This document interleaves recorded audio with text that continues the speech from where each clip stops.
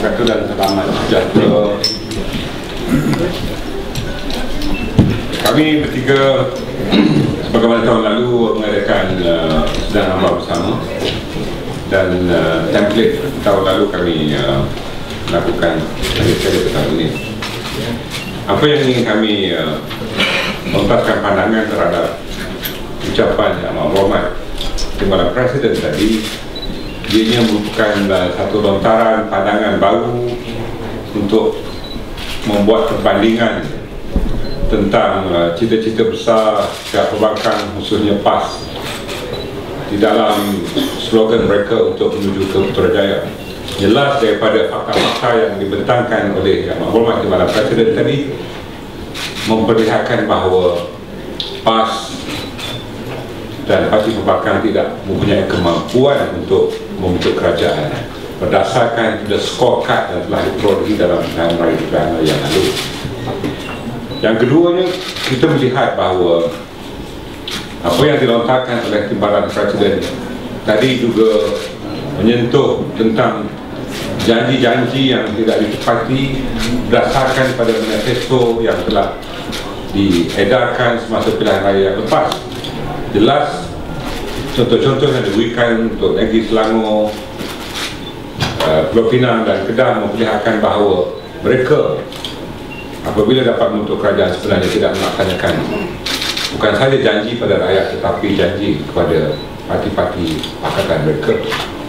Dan yang ketiganya, kita melihat bahawa ucapan Timbalan Presiden juga memperlihatkan bahawa tasking atau pertanggungjawaban yang diberikan pada wanita, pemuda dan puteri adalah merupakan satu komitmen yang berpanjangan dan kesiapsiagaan untuk pilihan raya bergantung pada sayap-sayap di samping struktur yang tidak ada pada Jadi rakan-rakan saya yang lain, Dato' Sri Hisham dan Dato' Sri Hafiz akan memberikan pandangan. Kita ambil soalan. Ada soalan? Kalau ada soalan,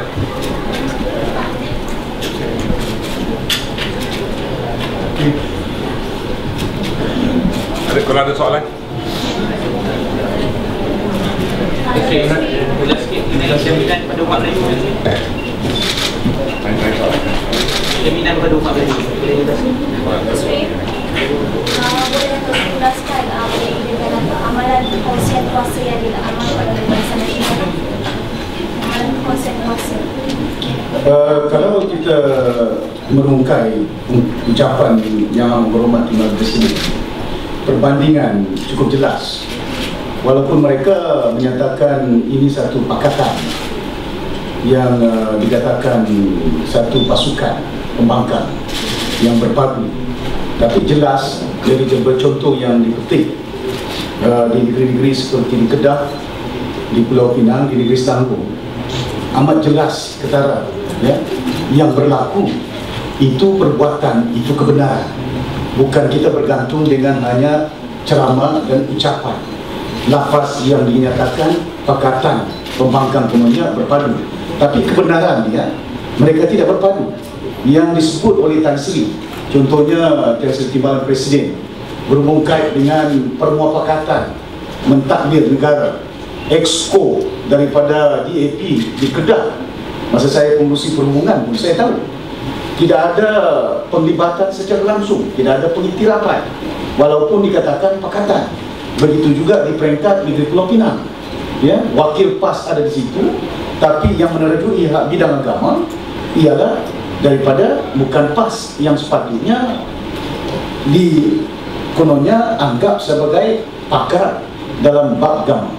Barisan Nasional cukup jelas, 50 tahun lebih kita berpakat di antara komponen-komponennya.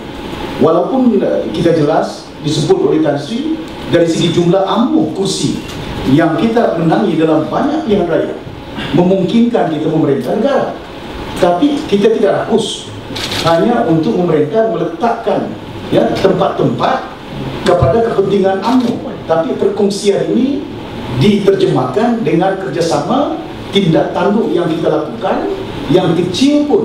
Waimah orang Kelabit pun daripada Sarawak contohnya, ya, yang kumpulan kecil pun dilantik menjadi menteri.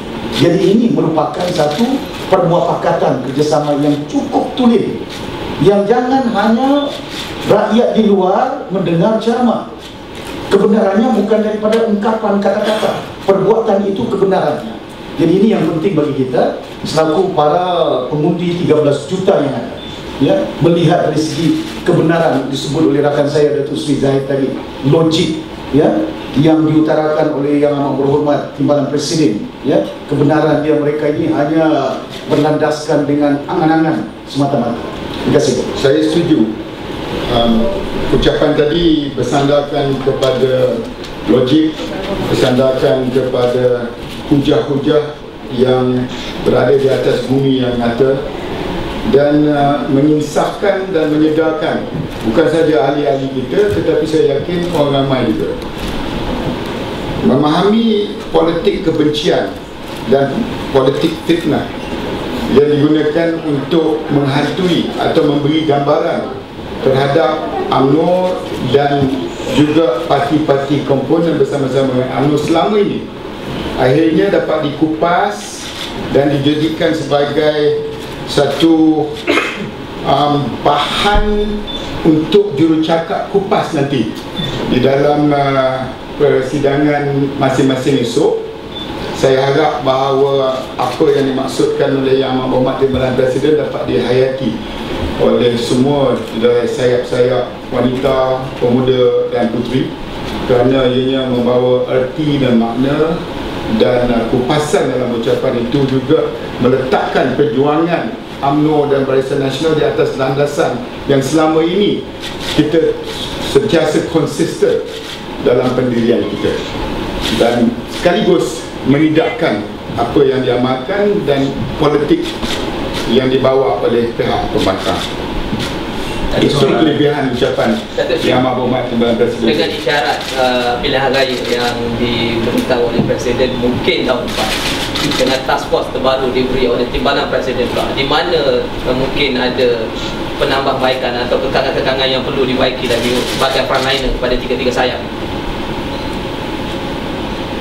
Saya tengok ucapan Timbalan Presiden tadi dengan amanat Presiden memang senada, bermakna bahawa di ambang pilihan raya ni yang paling penting pertamanya kita merapatkan barisan dan bersungguh-sungguh memperjuangkan apa yang telah pun diperjuangkan oleh pemimpin-pemimpin kita sebelum ini.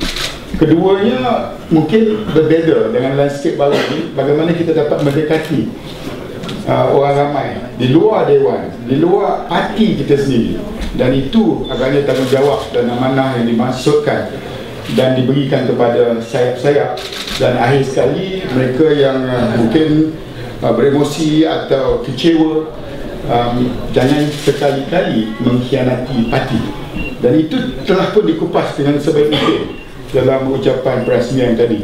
Cuma kita perlu terjemahkannya di akar umbi nanti, lebih lagi menjelang pilihan raya, bila kita terpaksa bubarkan parlimen dan mengumumkan calon-calon kita.